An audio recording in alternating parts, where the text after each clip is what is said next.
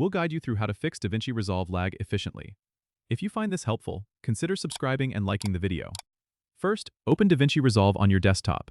To start optimizing performance, go to the top menu and click on DaVinci Resolve, then select Preferences.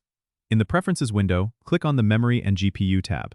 Here, ensure that your GPU processing mode is set to Auto, or specifically select OpenCL or CUDA, depending on your graphics card. You can also increase the memory allocation for DaVinci Resolve by maximizing the Limit System Memory and Limit Fusion Memory Cache sliders to allow more resources to be used by the application. Next, navigate to the Playback menu at the top and turn on Proxy mode by selecting half resolution or quarter resolution. This will reduce the resolution of playback, which can significantly reduce lag. Another tip is to enable Render Cache by choosing User under the Playback menu.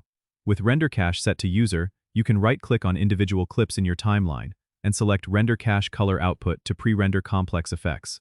Make sure to also check Optimized Media and Render Cache settings under Project Settings by clicking the gear icon in the lower right corner. Here, you can choose a more compressed format like DNx-HRLB to ensure smooth playback.